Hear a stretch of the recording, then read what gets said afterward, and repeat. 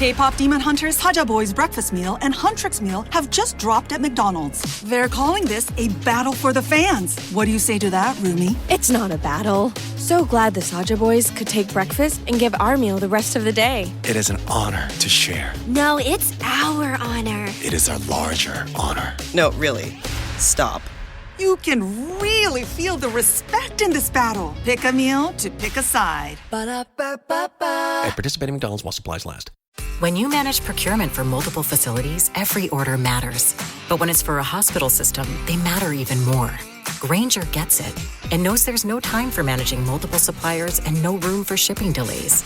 That's why Grainger offers millions of products in fast, dependable delivery, so you can keep your facility stocked, safe, and running smoothly.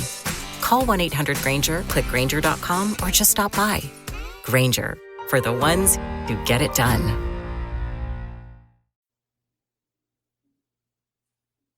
Right.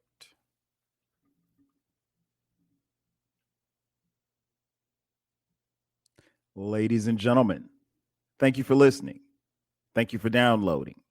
And thank you for subscribing to the latest edition of the 12 Kyle podcast. I'm 12 Kyle. Check this out. We're going to talk about homecoming season, right? So at the time of this recording, it's what we call homecoming season. This is the time of the year where a lot of colleges have their homecoming games. And a couple of weeks ago, got a chance to go back to my alma mater, South Carolina State University, and experience homecoming. And it was my first homecoming that I had attended in the last 5 years. So I got some stories. So I guess I probably should start with the obvious. What is homecoming? Homecoming is, and I'm going to speak from an HBCU perspective, because South Carolina State University is a HBCU, a historically Black college and university. I can't tell you what happens at the white schools. I don't know how homecoming is. Although I will say, my homegirl, one of my best friends, you heard on this podcast, Dr. Jamel, she went to Duke, and she said Duke had a live homecoming.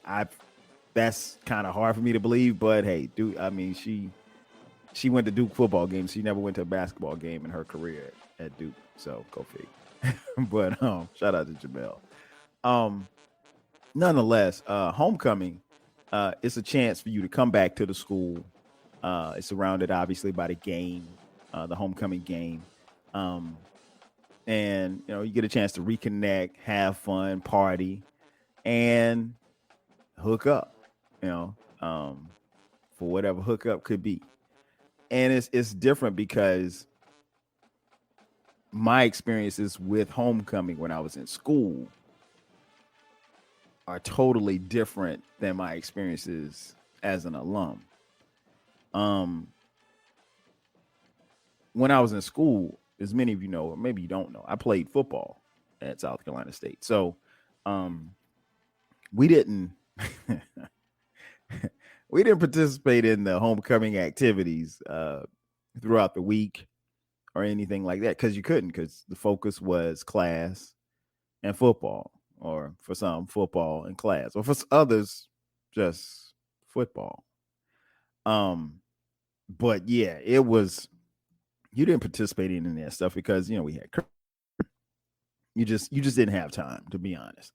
And I remember someone telling me, it was like, you'll understand and appreciate homecoming a lot more when you become alum, as opposed to, because now you really can't do anything. So we hung out and were kicking and party after the homecoming game, on Saturday night. But other than that, my homecoming experience, relatively speaking, during the week was non-existent. I mean, you might catch a party if you were bold enough to go out, but I mean, the coaches knew that, it was homecoming weekend, it was parties every night, so they were going to be checking curfew. So you didn't want to break curfew. So whatever. But one of the key things that I learned a couple of years ago, and as an alum, and I graduated in 1996. So it's been this year, I'm celebrating 25 years of graduating, being an alum. So I learned early, that I saw people come back to homecoming and they quickly realized like you can't go hard like you used to. You just can't. Like the idea or the concept of partying all night, tailgating, getting drunk, you know, when you get older, man, it's just not the plan. It's just not the move. But some, get back on campus and think that they're 18 again. And I understand. I get it, right? But this year was kind of cool. Actually, this year was really, really, really cool. First, the obvious dealing with COVID. This was our first homecoming within the pandemic. And so the university issued a statement that they encourage people to get a COVID test prior to coming to homecoming. They scaled back on some of the events also, like there was no homecoming parade, which was, I understood. I mean, you want to try to mitigate as much as you can as far as large crowds, but you're going to a football game. So, I mean, you can't social distance at a football game. You can't, they encourage people to wear masks even though the game was outside. But my wife and my wife is an alum as well. That's where we met. We both got, COVID tests before we left to go to, so we got our results before, like the day of homecoming, I guess that Friday. But we didn't leave until Saturday. We just, cause where my school is located in Orangeburg, South Carolina, it's only 3-hour drive from Atlanta where I live. So, we skipped, we normally would get down there on Fridays, early Friday, but like I said, with COVID, we kind of scaled back a little bit too. We wanted to kind of, obviously be as safe as you possibly could. But that was cool. And I know a lot of people that got tested, and then subsequently, we got tested a couple of days after maybe about a week after we got back, just to make sure. Because that's what you want to do. You want to make sure that, you're not spreading the virus or that you have it or anything like that. So you want to be as safe as possible. I had my mask on, particularly at the game, but there are times when you take it off, you're eating and drinking, or you're talking to people, or whatever the case may be. I try to keep my distance as much as I could, but there were times where I was around people that I knew I did have my mask on. So I mean, but we were outside, and I tried to do my best, try to be as safe as possible. And it's something that obviously was in the back of my brain.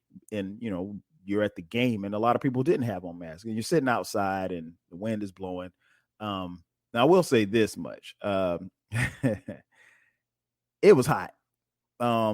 It had been a minute since I had been to a homecoming game where it was that hot. Like the temperature was, I think it was 86. And where we were tailgating at, and I'll get to that in just a minute, where we were tailgating at was on our football practice field.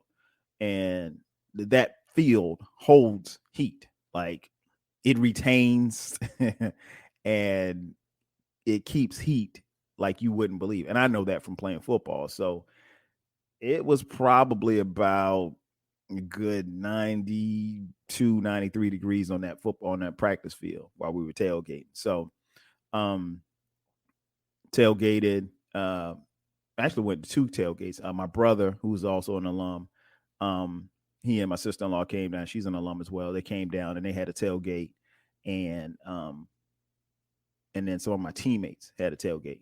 So I was at kind of back and forth between both tailgates, but always good seeing my brother, my niece, my sister-in-law. It was just good seeing people, man. I think overall, even with COVID, South Carolina State's homecoming wasn't as large as it normally is, but that was cool because I think, considering the fact that we are in a pandemic, we had more than enough people there. It wasn't overcrowded, but it was a nice crowd at the game. And that was cool because, again, we're in the middle of a pandemic. So you want to try to keep it as cool as possible, because the numbers aren't going down anytime soon, right? So we did that, and the tailgate was dope, man. It was dope tailgate with my teammates. I met some teammates, some younger cats who I didn't know. I just knew from our group chat, and wild dudes, man. And then just seeing some of my old teammates for me is always a pleasure, because very few people know what you do as an athlete or what you've done as an athlete other than the people that went through that same particular path with you. And to see guys that you fought with and blood, sweat, and tears with on the football field is precious. And I don't take those experiences and times lightly, because we get together and of course we're talking shit and we're reminiscing about what happened in one particular game, or what happened on the practice field, or what happened in the dorm, or just crazy stories. But yeah, it's always dope to connect with my teammates. Obviously, if you know me and you listen to this podcast, one of my closest friends and one of my teammates, my man Mo, was there, and before I could get settled in on campus, one of the first people I saw was this cat. He was like, "Yo, where Mo at?" So that's the common question. Like, people will ask me, "Where's Mo?" Because we were always together, on the football field, off the field, and so people would ask where Mo was, or if they saw him, they say, "Yo, where's KD?" They want to know where KD is. So that's always comical in and of itself. Like, and we kind of go back and forth between each other, be like, "Yo, did you see such and such? Hey, such and such asked about you. Did you see such and such?" Like that. So, but yeah, I got a chance to hang out with him, and that's my dog, so it's always cool. And then obviously with my wife being an alum, people asking, "Well, where's Sharice?" "Oh, I saw Sharice earlier." So I got a lot of that, because it's funny, because like we went to the game together and we hung out like when we first got there. And then when it was time for her to get with her, sorority sisters or whatever, Deltas, she went over there and I went over here with my teammates. And so, like, for a large part of the day, we knew where we were, but we weren't up under each other or anything. And that's cool. I mean, like, I get it. She needs to spend time with her friends and stuff like that. And, I spend time with my teammates and we ain't tripping.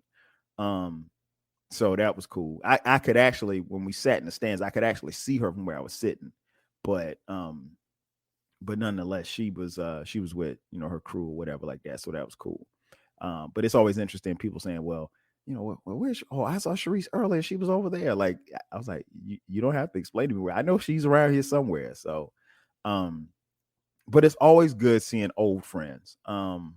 Always good seeing old friends. I saw I saw one of my boys, this cat named Psycho. I'm not gonna get into how he got the name Psycho, but me and Psycho, we've been down since our freshman year. He lived in the dorm. He lived across the hall from me in the dorm in Mitchell Hall. And man, it's good seeing Psycho. Psycho's he's short, right? And I'm short. So like, Psycho's like I'm 5'7". Psycho's probably like 5'6.5". Like, I'm a little bit taller than Psycho. But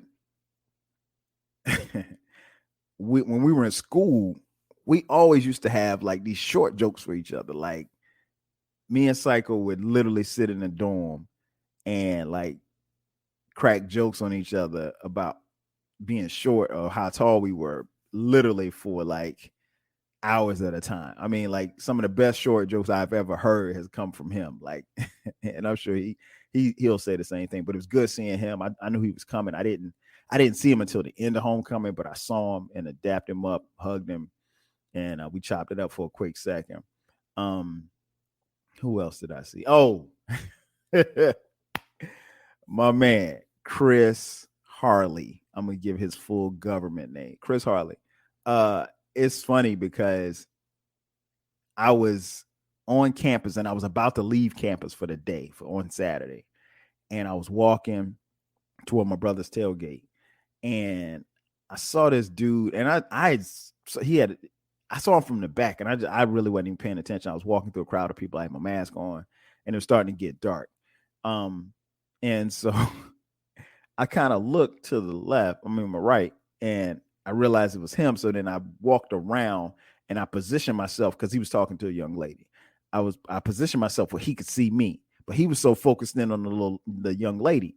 And the lady looked over like, why is this dude staring? So I was standing at him, and I was in like my little B-boy stance. And I was staring at him. And then he said, excuse me, one second. So he came over, gave me dap, we hugged up. And so he started chopping up. So he's like, man, he said, I got something for you, and I'm gonna give it to you just because I love you and you my boy. And I was like, what you got? So he went in the bag. This fool he gave me a bottle of apple Ciroc.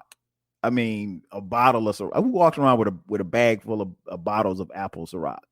But that's just Chris, man. So in typical Chris fashion, after he gives me the bottle of Ciroc, he does what I knew he was gonna do. He started talking about Tupac and Biggie, which has been the thing that, if you know me and Chris, that like even on social media, that's the thing that we've always gone back and forth about, Tupac and Biggie. And so he asked this young lady, he said, I got to ask you a question. He said, now you tell me who's better, Tupac or Biggie? Like, and I was like, man, you really doing this right here in front of this young lady? So I said, she don't want to embarrass you. She going to say Tupac just because she like you like that. So we laughed about that, but it was good seeing him. Who else did I see? I saw a lot of people. Oh man, listen, I saw Crystal. Crystal is one of my best friends, man. Me and Crystal, we literally go back to like our freshman year. Like I'm talking peanut butter and jelly sandwiches, no hours freshman year. Like, so Crystal, I was at the tailgate with my teammates, and one of my teammates who was DJing, shout out to DJ Dre, DJDre.com. Dre had a stage where we were tailgating. So I was standing up on the stage. I didn't have a microphone, but I was standing up on the stage, and Crystal had run into Sharice, and she was like, where's my boy? And she was like, oh, he's over there with his teammates. He's standing on stage. And so, excuse me. And so she walks over, and I don't see her at first. And then she just comes and stands in front of the stage, and she's just smiling. And I was like, yo. So I jumped down, give her a big hug, and we chopped it up. And it's like, man, I hadn't seen Crystal. I mean, we're, friends on Facebook or whatever, but I hadn't seen Crystal probably in about, it's been about 8 or 9 years. It's been a minute. And, we talked, and I said, man, we need to keep in touch. We got to do a better job. She was like, man, I know. She was like, I'm gonna call you. So we're going to talk. Because we got to catch up. It's been so long since I've talked, but it was good seeing her and the crew. We have a pretty nice sized campus. So honestly, there were some people that showed up at homecoming that I found out on social media later that they were there, but I didn't see them. So, I mean, it happens. But homecoming is always interesting when you see people, especially, this year with the pandemic, you got people walking around with masks on. So I took a bunch of pictures. I took some selfies with some friends. But there's some people that you just don't know. And one of the things that I realized is I'm bad with names, right? I'm really, really bad with names. And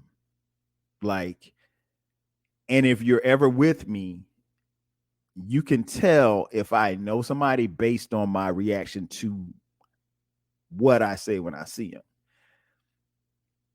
If I hit you with the, hey, what's up, lady? What's good? What's good? I don't know you. I mean, I know you, but I don't know your name. And so, I'm bad with names. Like, I'll never forget a face. I always remember a face, but I'm bad with names. And, like I said, with the pandemic, you had some people who had, mask on, others that didn't, but, everybody don't look the same like how they did 25 years ago. Everybody for the most part has gained some weight. I mean, I'm not even the size that I was when I was in college. I still look the same, I think. But that's just what it is. So it's like you can see some people, and some people have, gotten bigger, and you may or may not reckon. And then there's some that got smaller, I got a couple of teammates that were big when we were in school, and they lost weight for health reasons. So they're really, really much smaller now. And that's a good thing. But I'm just, homecoming just makes me realize, like, I'm bad with names. I'm really, really bad with names. And it's funny because it's like I saw a couple of people that I'm friends with on Facebook, and I don't know their name. I don't know their names. And I got to do better at that. But again, I don't forget faces. I'm really, really good with faces, and I'm very good at having a conversation with you without ever mentioning your name. I think that's a lost art, being able to have a conversation. I tell my wife this all the time. Like, if I don't introduce you to him or her by name, then I don't know them. I remember their face and I was cool with them, but I don't remember. And she's kind of gone along with that. But no, I'm really bad with names. Here's what I always say. People will see you at homecoming and remember you from what they remembered you for at school. That's it. Like, nothing more, nothing less. So whether it be the fact that you were the guy who, I don't know, caught the game-winning touchdown pass against your rival, or you was the fly girl back in school and, used to try to play high post. Or if you were the girl who had sex with 5 guys in the dorm. Or if you were the guy who got stomped out at the frat party. People will remember you from what they remember you in school for. So it doesn't matter when you come back to homecoming and let's say you were lame when you were in school, or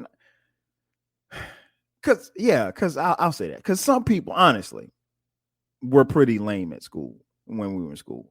And college is a really interesting place because particularly on a Black college campus, because we're not a monolith of people. Like, we're very, very different. I remember just being from Florence, South Carolina, and then going to South Carolina State in Orangeburg, South Carolina, and meeting people from all across the state of South Carolina from in places that I never even heard of. And then you got people from all across the country. We had people from out of this country that went to school there. So it was just like, wow, like, we're not the same. People think, oh yeah, it's a Black college, black kids, it'll be blah, blah, blah. No, it's different. Very different. And it's a beautiful thing and a beautiful experience. I would tell anybody. The HBCU experience is one that I've said before, and I'll say it again, it's worth repeating.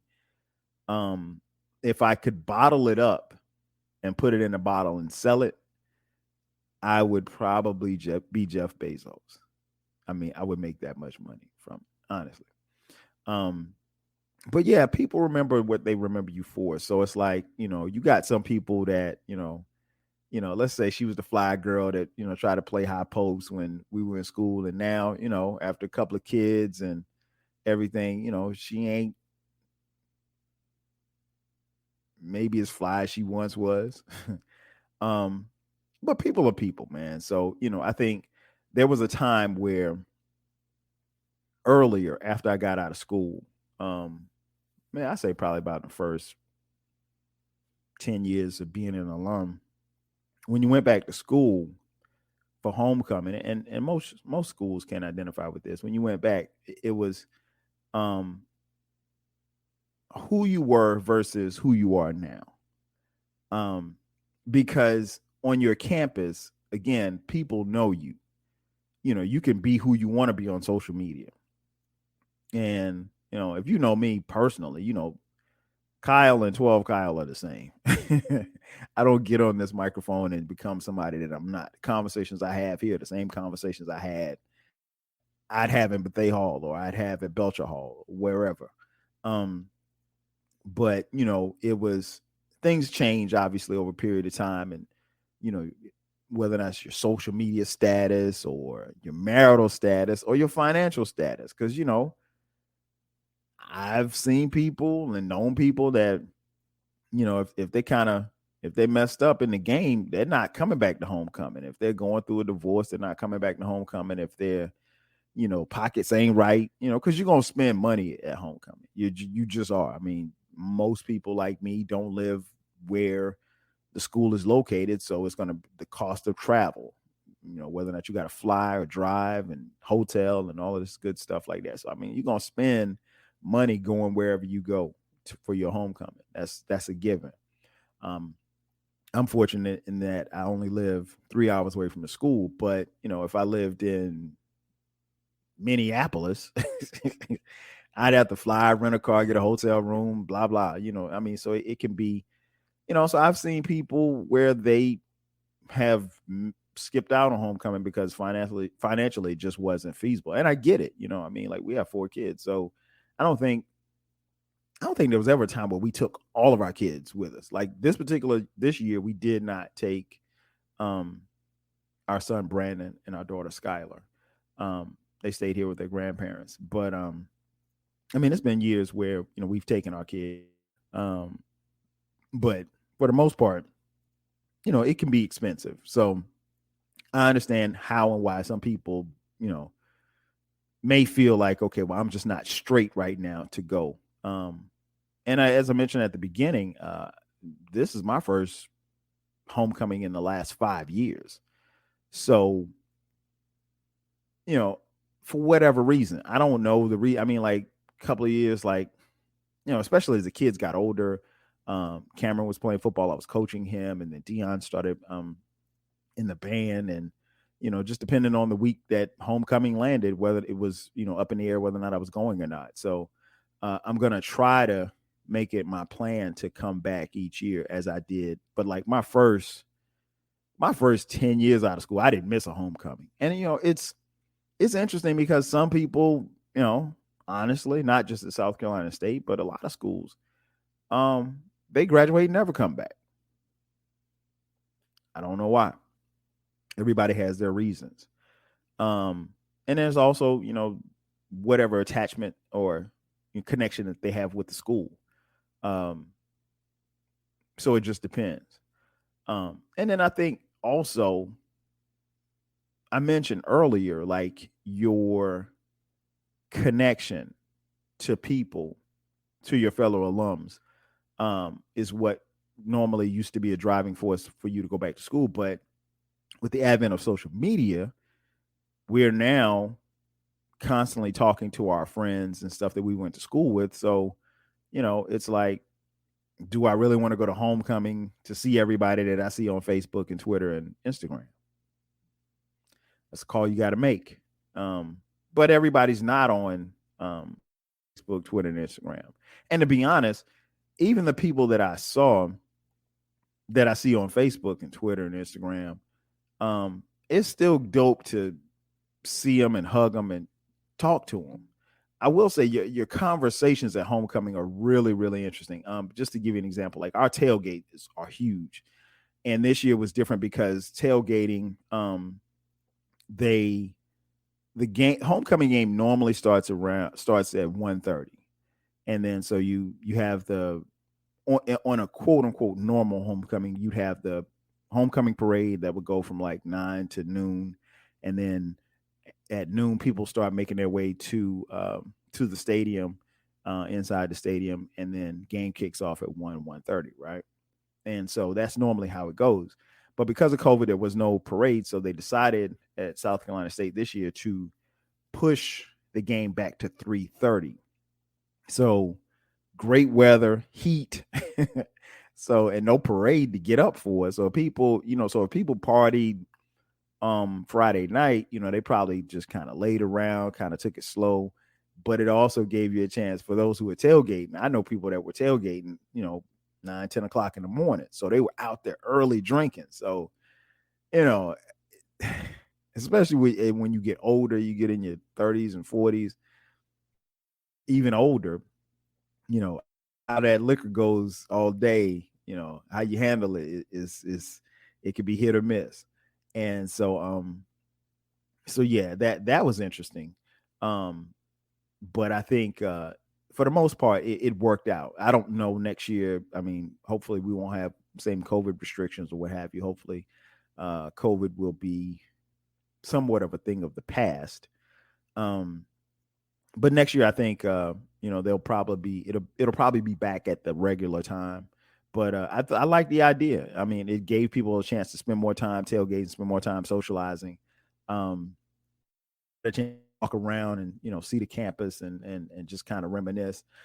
Being on campus always brings back memories for me. One of the more obvious memories is something that I talked about on the podcast earlier this year.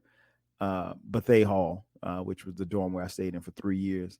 Bethea Hall's no longer there. So it's always weird to walk past or drive past, but what used to, because it's now an engineering building or something like that. And it ain't the same. I mean, like, it just don't look the same. I mean, like, just imagine going to your old stomping grounds and, somebody put up $1 million condo. Like, you're looking like, damn. I can't even bring my kid here to say, like, yo, I used to stay in that dorm, right? I used to be in that, see that window right there? That was my room, So that's a little disappointing. And honestly, with growth and development, some things just aren't what they used to be. Like, I remember when I got on campus, I called my brother. I said, well, I'm in front of the band hall. And he was like, my brother was on the band. And he was like, the band hall or the old band hall? And I was like, there's an old band hall? He was like, yeah, the band hall where we used to be isn't there anymore. And I was like, well, that's where I'm standing. I'm standing right here in front of the, I guess, old band hall. He's like, yeah, there's a new one that's down the street. And I was like, oh, okay. Yeah, man, I didn't know. I mean, like, who knew? But yeah, so things change. But there's a memory. I'll say this about South Carolina. Anybody else can say this about their campus. There's a memory on every inch of your campus. You got a memory for if it's a tree, something happened around that tree. Obviously, each dorm has a memory.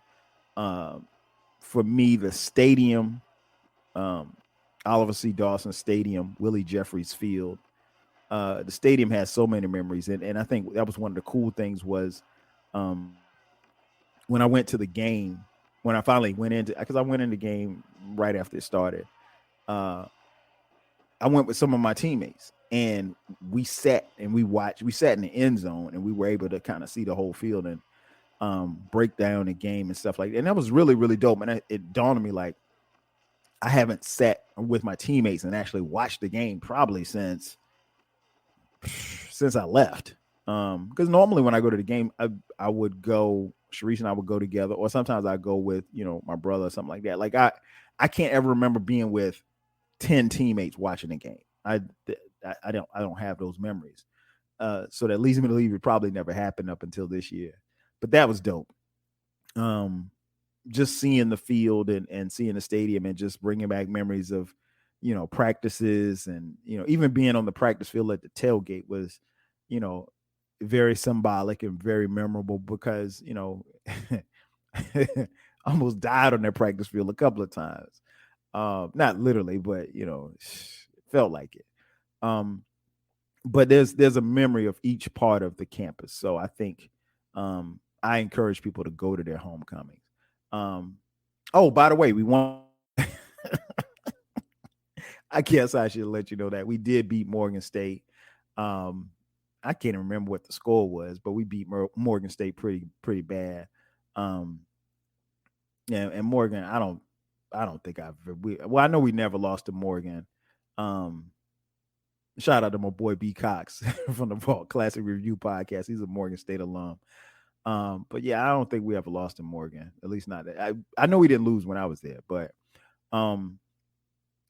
I left. Me and my teammates left after halftime after we got a chance to see the Marching 101 band, our marching band, world-renowned marching band.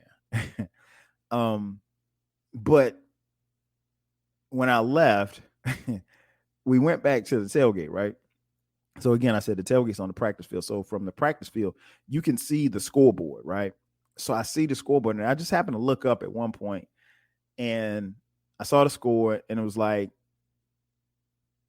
I looked at it and it said fourth quarter, 8 minutes left. And I was like, damn, this game is going slow. Cause like we had been out there, I don't know, man, it felt like a good hour and it was just moving really slow. And so curiosity got the best of me the next day, that Sunday.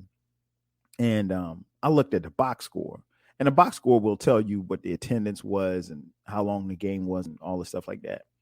When I looked at the box score said, in a recap of the game lasted 4 hours and 35 minutes.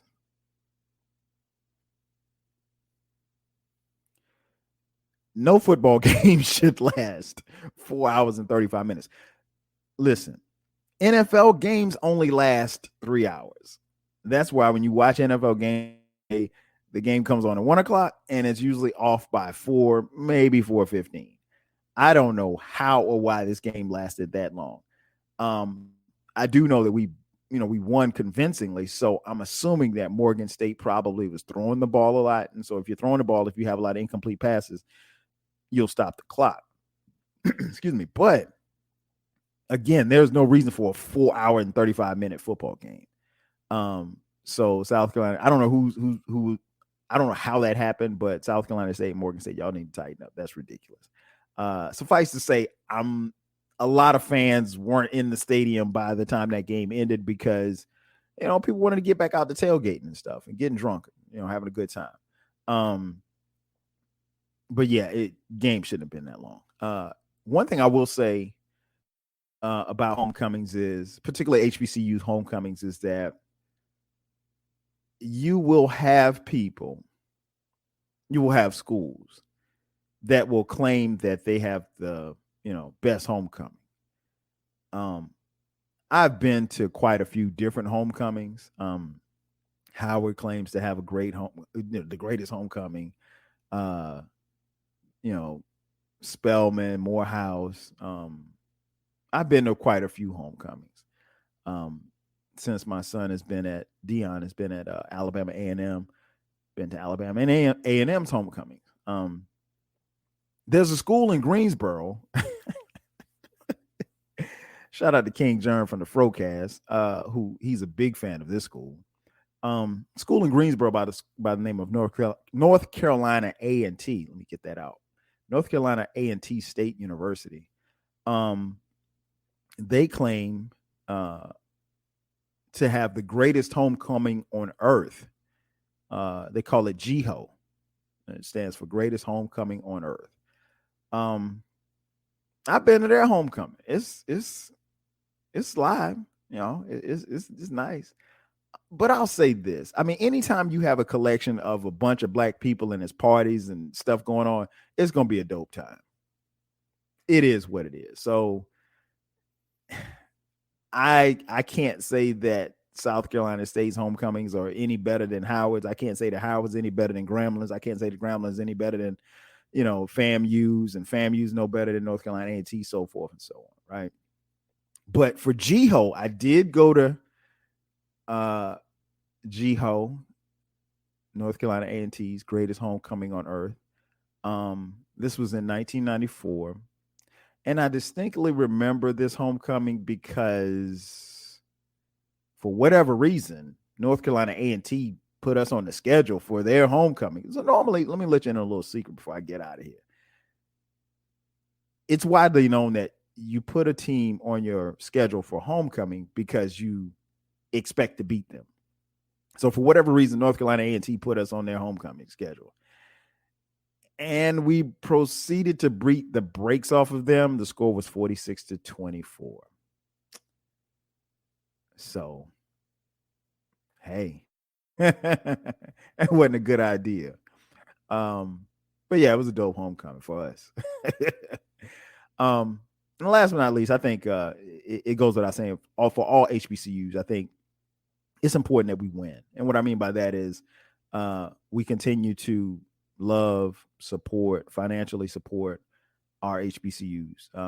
I might have a joke or two about FAMU or North Carolina A&T, but ultimately, if you know me, I'm behind all HBCUs because I'm a proud alum and a proud product of an HBCU.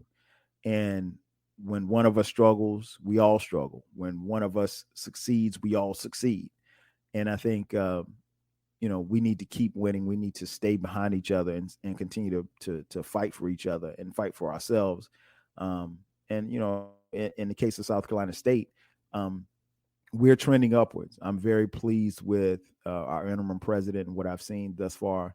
I like the direction that we're going. I think for a couple of years we didn't have a primary direction in which where we were going, but I'm very satisfied, and I think it's important for us to win on and off the field because ultimately, when the school wins, the students win, and when the students win, obviously you become alums, and alums win because we got the money we're going to give back. So.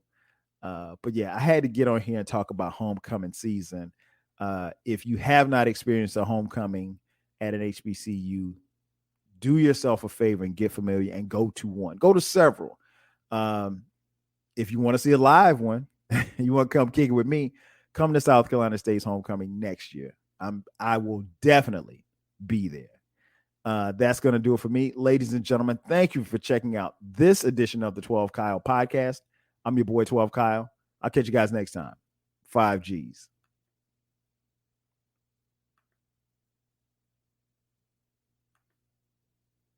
If you work in university maintenance, Grainger considers you an MVP because your playbook ensures your arena is always ready for tip-off. And Grainger is your trusted partner, offering the products you need all in one place, from HVAC and plumbing supplies to lighting and more.